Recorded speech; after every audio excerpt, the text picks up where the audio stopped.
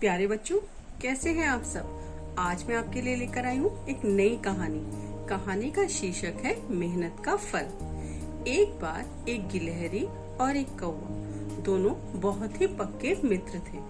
दोनों हमेशा एक साथ रहते थे, एक साथ बातें करते थे, एक साथ खेलते थे। कुछ समय बाद गिलहरी ने कौवे से कहा, कौवे भाई, बारिशों का मौसम आने वाला है, चलो क्यों ना हम कुछ अनाज इकट्ठा कर कर रख लेते हैं। इसके लिए हमें खेती करनी पड़ेगी। जो गिलहरी थी वो बहुत मेहनती थी, लेकिन जो कौवा था वो बहुत ही आलसी था। वो कुछ भी करना नहीं चाहता था। गिलहरी के कहने पर कौवा कहता है, कह तो तुम ठीक रही हो, पर अभी तो बरसात का मौसम काफी समय बाद आएगा, तो क्यों ना हम थोड़ी देर आराम कर लें और कुछ समय बाद ही खेती करें। गिलहरी ये सुनकर चुप हो जाती है। कुछ समय बाद वो फिर कौवे से कहती है कि चलो हम दोनों मिलकर कुछ खेती कर लेते हैं। कौवा कहता है, ठीक है, तुम इतना कह रही हो तो कल से करेंगे, आज तो हम खेल ही लेते हैं। गिलहरी ये सुनकर कहती है, तो ठीक है, कल सुबह जरूर चलना। कौवा कहता है, ठीक है। अगले दिन गिलहरी आती है और कौवे से कहती है, चलो खेती के लिए जमीन खोद आए। कौवा कहता है, तू चल, मैं आता हूँ, चुपड़ी रोटी खाता हूँ, हरी डाल पर बैठा हूँ। गिलहरी ये सुनकर चुपचाप चली जाती है और अकेले ही खेत जोत कर आ जाती है।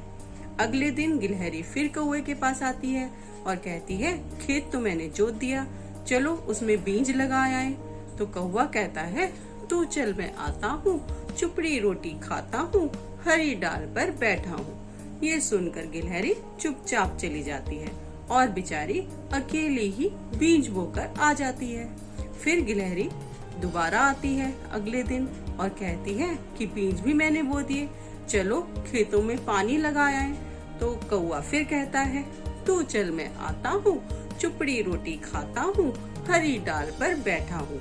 ये सुनकर गिलहरी पानी लगाने भी खुद ही चली जाती है और पौधों में पानी भी वो बेचारी खुद ही लगा देती है। कुछ समय बाद जब फसल पककर तैयार हो जाती है तो गिलहरी कहती है कि फसल तो पककर तैयार हो गई है, चलो फसल को काट कर आधा आधा बांट लेते हैं।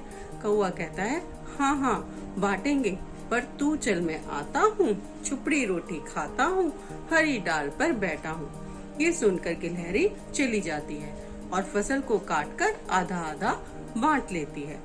वापस अगले दिन गिलहरी कहती है कि मैं तो अपना आधा हिस्सा लेने जा रही हूँ, जिससे कि मैं उसे किसी सुरक्षित स्थान पर रख दूँ।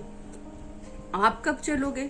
तो कौवा कहता है, हाँ हाँ, मैं भी थोड़े समय बाद आऊंगा, तू चल, मैं आता हूँ, चुपड़ी रोटी खाता हूँ, हरी डाल पर बैठा हूँ। ये सुनकर गिलहरी चली जाती है और अपनी फसल को सुरक्षित रख देती है। कौवा नहीं जाता और अपना रात को सो जाता है। उसी रात बहुत तेज बारिश आती है और जो कौवे की फसल होती है वो खेत पे से पानी में बह जाती है। कौवा बेचारा अपना सा मुंह लिए बैठा रह जाता है, लेकिन गिलहरी ने अपनी फसल सुरक्षित रख ली होती है।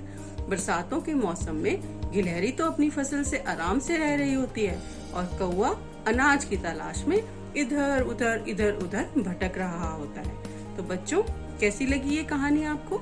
अच्छी लगी ना? इस कहानी से हमें क्या शिक्षा मिलती है कि मेहनत का फल हमेशा मीठा होता है। जैसा कि इस कहानी में हुआ, गिलहरी ने मेहनत करी तो उसे अनाज मिल गया और कौवा आलसी बना रहा तो उसे कुछ भी नहीं मिला।